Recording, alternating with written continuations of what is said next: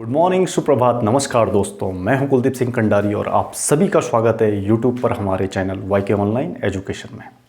दोस्तों, हमने अपने चैनल के माध्यम से एक नई सीरीज स्टार्ट की है विषय हिंदी और चित्रकला के अतिरिक्त, जिसका नाम है वन डे वन टॉपिक।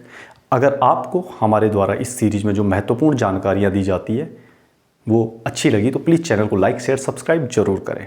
आज का महत्वपूर्ण टॉपिक है अल्फ्रेड नोबेल तथा नोबेल पुरस्कार। नोबेल पुरस्कार एक महान वैज्ञानिक अल्फ्रेड नोबेल की याद में दिए जाते हैं।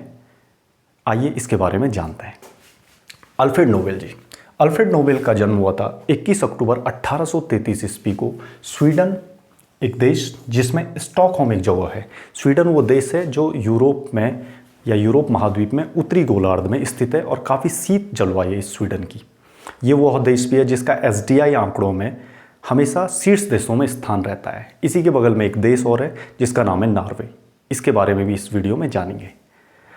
क्या भारतीयों को नोबेल पुरस्कार मिले, इसकी जानकारी हम वीडियो के अंत में आपको जरूर देंगे। आइए शुरू करते हैं। 1833 को जन्मे अल्फ्रेड नोबेल जी 1833 के बाद इनके पिता या जो इनके माता जी थे, इनके पिता अपना बिजनेस शिफ्ट कर देते हैं रूस में। इनके पिता का बेसिकली जो कार्य होता है वो पुलों के निर्माण का कार्य होता है। मगर जब इनके पिता अपने बिजनेस या व्यापार के लिए रूस में चले जाते हैं तो कुछ समय पश्चात इनके पिता की फैक्ट्री रूस में सेटल्ड हो जाती है। इनके पिता अपने परिवार को स्वीडन से लेकर रूस चले जाते हैं। 8 भाई बहन अल्फ्रेड नोबेल जी के थे और इनमें से 4 की मृत्यु पहले ही हो चुकी थी। और अल्फ्रेड नोबेल जी का भी जो बचपन था वो बहुत स्वस्थ नहीं रहा करते थे और इनकी माँ ने इनका जो लालन पालन किया उसमें जब ये अपनी माँ के नज़दीक काफ़ी रहा करते थे तो ये प्रश्नों को काफ़ी पूछा करते थे। तो जैसे हम कक्षा में पढ़ाते हैं बच्चों को, अगर बच्चे हमसे विषय से संबंधित प्रश्न पूछे तो उनकी तार्किकता का विकास होता है।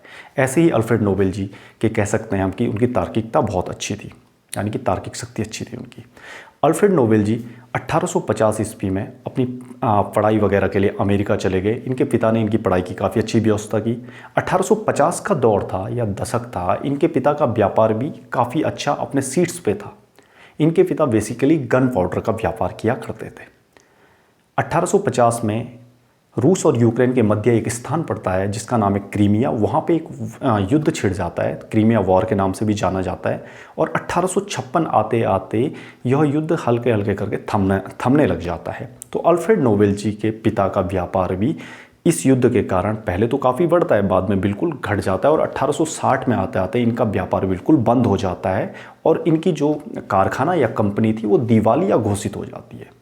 उसके बाद इनके पिता रूस से अपनी फैमिली को शिफ्ट कर देते हैं स्वीडन, पुनः स्वीडन आ जाते हैं। जब स्वीडन आते हैं तो 1862 का दौर आता है या दशक आता है। अल्फ्रेड नोबेल जी अमेरिका से अपनी एजुकेशन वापस लेके आए ही थे। तो अल्फ्रेड नोबेल जी की मुलाकात इस बीच 1850 से 60 के दशक में एक व्यक्ति से होती है। 1860 के बाद ये अपना व्यापार एक फैक्ट्री स्थापित करते हैं स्वीडन के एक शहर में। ये फैक्ट्री बेसिकली नाइट्रोग्लिसरीन से संबंधित होती है। कुछ समय पश्चात इस फैक्ट्री में भी आग लग जाती है और इनका यह कारखाना बिल्कुल या इनका बिजनेस बिल्कुल समाप्त हो जाता है। इस समय जब इनके कारखाने में आग लगती है, इनके भाई की भी मृत्यु हो जाती है। तो अल्फ्रेड नोबेल जी को इससे काफ़ी धक्का लगता है। उनके पिता भी इसके बाद कारखाने या इनकी फैक्ट्री में जाना बंद कर देते हैं। कुछ समय पश्चात अल्फ्रेड नोबेल जी पुनः इस पे रिसर्च करते हैं और इसी समय वो वक्त आता है जब दुनिया में डायनामाइट की खोज की गई थी अल्फ्रेड नोबेल जी के द्वारा, या डायनामाइट का जो भी आविष्कार किया गया था वो अल्फ्रेड नोबेल जी के द्वारा किया गया था। और इनको इससे दुनिया में इतनी प्रसिद्धि मिलती है कि 20 देशों में इनका उस समय व्यापार लगभग फैल जाता है और ये काफ़ी अमीर व्यक्ति बन जाते हैं। और अल्फ्रेड नोबेल जी एक व्यक्ति और इस प्रकार से हैं कि 355 से अधिक पेटेंट इनके नाम पे हैं अल्फ्रेड नोबेल जी के। तो जब डायनामाइट की पूरी दुनिया में डिमांड बढ़ती है, इन्होंने एक अच्छे कार्य के लिए इसका आविष्कार किया था। तो उसके बाद अल्फ्रेड नोबेल जी काफ़ी प्रसिद्ध हो जाते हैं। 1888 का एक दशक आता है, समय लगभग यही था। एक अखबार में लेख आता है मौत के सौदागर की मृत्यु। होता यह है कि 1880-88 के जो ये दशक था, इस दौरान इनके भाई की मृत्यु हो जाती है। तो अखबार में जो लेख आता है वो अल्फ्रेड नोबेल जी से संबंधित आता है। इस लेख को पढ़ के अल्फ्रेड नोबेल जी काफ़ी दुखी हो जाते हैं और उन्हें ये लगता है कि जब उनकी मृत्यु होगी उसके बाद क्या उनको इसी नाम से जाना जाएगा। उन्होंने तो जो डायनामाइट का आविष्कार किया था वो बहुत अच्छे कार्यों के लिए किया था।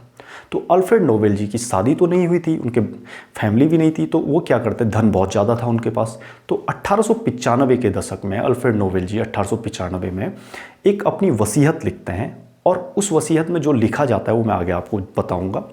1896 में अल्फ्रेड नोबेल जी की मृत्यु भी हो जाती है। जब उनकी वसीयत को पढ़ा जाता है, उसमें लिखा रहता है कि वो अपनी कुल संपत्ति का, लगभग उनकी जितनी संपत्ति थी उसका 94 से 95% हिस्सा अपने क्षेत्र में अग्रणी कार्य करने वाले महान व्यक्तियों को इनाम के रूप में देंगे।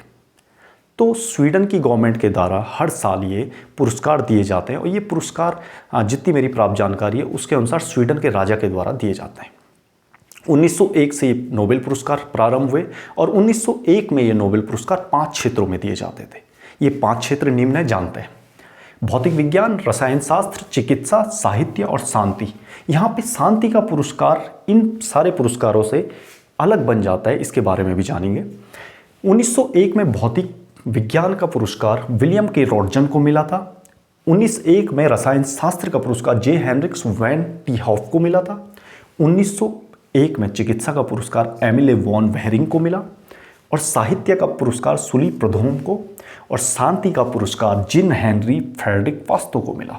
ये शांति का पुरस्कार क्यों अलग बन जाता है, इसके बारे में वीडियो में अभी आगे जानकारी प्राप्त करेंगे। सन 2022 के नोबेल पुरस्कारों की घोषणा हो चुकी है, इसीलिए ये वीडियो बनाया गया है। और सन 2022 में किन व्यक्तियों को ये नोबेल पुरस्कार मिलेगा, आइए उनके बारे में भी जानते हैं।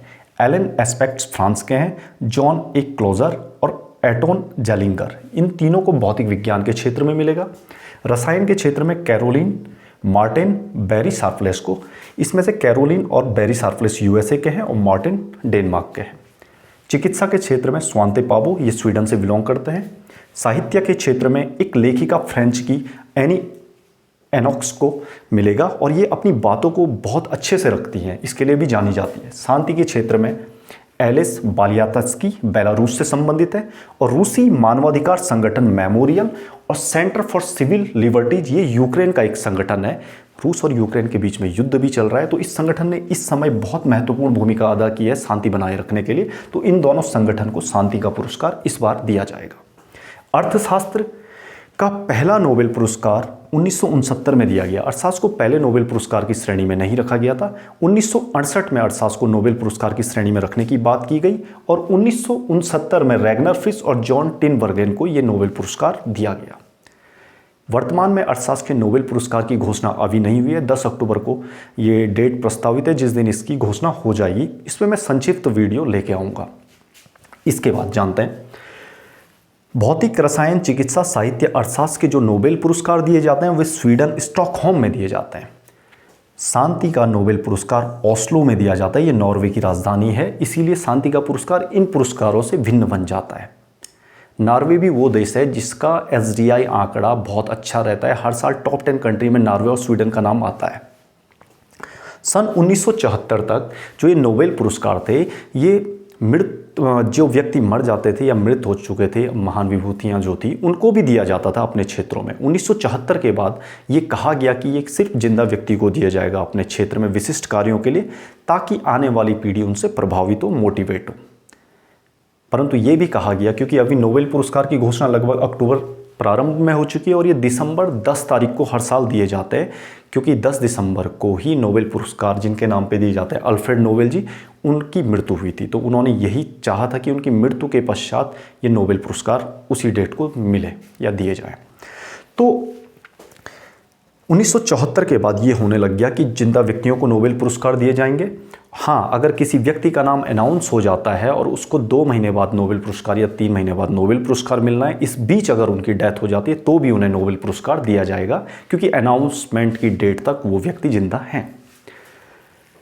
न्यूनतम 1 व्यक्ति को नोबेल पुरस्कार दिया जाता है और अधिकतम 3 व्यक्तियों को नोबेल पुरस्कार दिया जाएगा। यहाँ पे भी आपको 3 व्यक्ति दिखेंगे, यहाँ पे भी 3 और यहाँ पे भी 3 लोगों को नोबेल पुरस्कार दिया गया है। 3 से अधिक लोग को नोबेल पुरस्कार नहीं दिया जाता। एक व्यक्ति को संपूर्ण राशि क्रोन के रूप में दी जाती है, जो नोबेल पुरस्कार से संबंधित संस्थाएं उनके द्वारा निर्धारित की जाती है, और 3 व्यक्तियों को भी ये राशि किस प्रकार से बांटनी है ये भी वही संस्था डिसाइड करती है। नोबेल पुरस्कार से सम्मानित पहली महिला मैरी क्यूरी या मैडम क्यूरी भी कहते हैं हम इन्हें।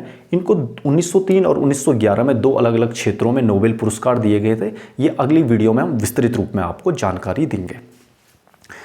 अब तक कितने भारतीयों को नोबेल पुरस्कार मिला? 9 भारतीयों को नोबेल पुरस्कार अब तक मिल चुका है।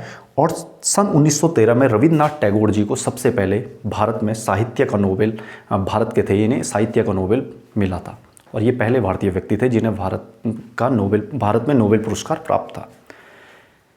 भारत में किन व्यक्तियों को नोबेल पुरस्कार दिया, इसकी संक्षिप्त वीडियो। अर्थशास्त्र के क्षेत्र में नोबेल पुरस्कार 2022 में किसे दिया जाएगा, इसके बारे में भी जानकारी लेके मैं नेक्स्ट वीडियो में आप लोगों के सामने पुनः हाजिर होऊंगा। और तब तक के लिए अगर आप लोगों को ये वीडियो या हमारे इसके ज़रिए जो भी जानकारियाँ दी गई हैं पसंद आती है, सुझाव पसंद आते हैं, तो प्लीज़ चैनल को लाइक शेयर सब्सक्राइब जरूर करें। इससे हमें भी मोटिवेशन मिलता है। और आपके कोई भी कमेंट है, कोई भी जानकारियों से संबंधित कुछ भी पूछना है, आप कमेंट बॉक्स में लिख सकते हैं। आज के लिए इतना ही।